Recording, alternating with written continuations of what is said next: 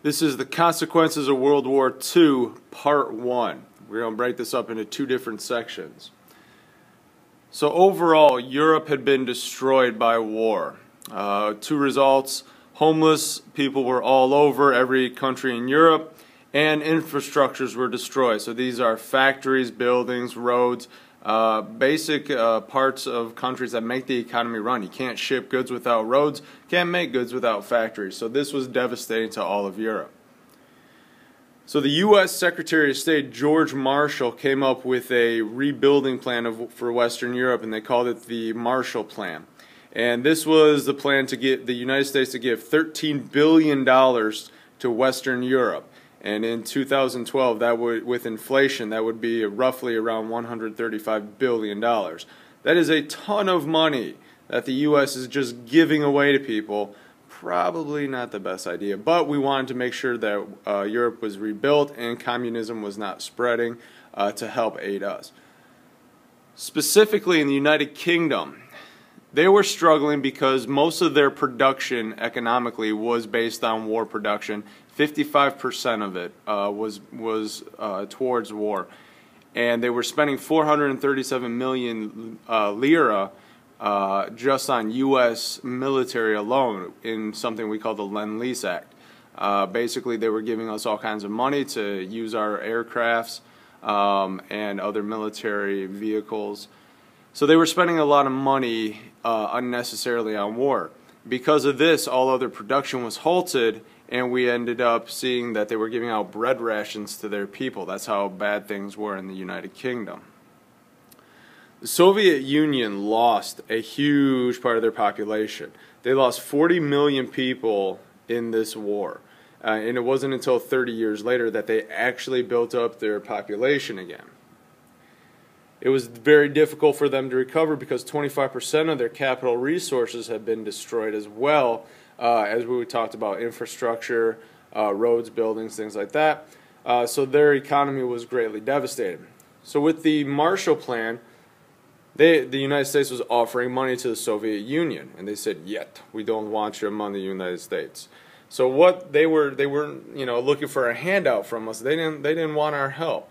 And what they ended up doing was saying, all the areas that had Soviet influence in them, you guys are going to send us farm aid, you're going to send us food, you're going to send us all the consumer goods, and we're going to work on steel. So the Soviet Union was producing all kinds of steel, while the other countries were basically feeding their people and sending them all kinds of goods. Germany got it rough, and deservedly so. Germany was actually divided up into 4 territories that the Allies controlled. The British, French, and Soviet Union were all getting some reparations from Germany. Germany had to give them coal, they had to give them forced labor, and they had to give them dismantled factories. So all kinds of industry was going to these 3 countries. Just the United States and Great Britain, though, we're going for a different type of reparations. They were trying to take all the technology and all the science and all the know-how from the Soviet Union.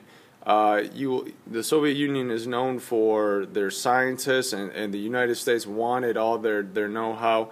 And this, along with patents for machinery, ended up being estimated around $10 billion at the time, which today is $119 billion. So the United States actually made out pretty well, and so did the United Kingdom, with the coal, forced labor, and factories, along with the technology and science. This whole idea was to dismantle or deindustrialize Germany to prevent war from happening again. They wanted to hurt them so bad, not to completely cripple them, but that they couldn't get back to a military state where they could go to war. We didn't even allow the American Red Cross to come and give aid until the late 1940s to people affected by the war. Italy, all they had to do was pay back $720 million. So yeah, I say that's all they had to do, but that is a large chunk of change. So that hurt Italy's economy quite a bit, and Mussolini ended up being executed as well in a very, very brutal way. So the people of Italy did not support Mussolini anymore at all. Japan. their sanctions were that everyone, every Japanese person, not every Japanese person, but most of the Japanese people around the world were sent back to the mainland.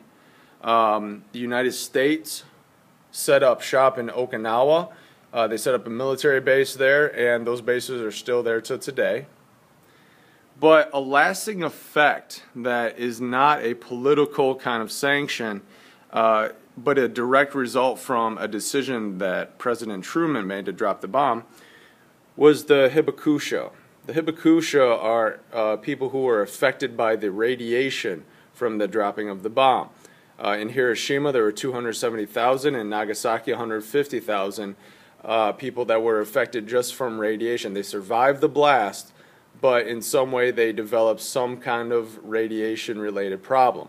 And in 2007, there were still 2,200 people still affected by the radiation, that still called hibakusha. So this has a lasting effect. America made a decision that is still affecting the Japanese to today.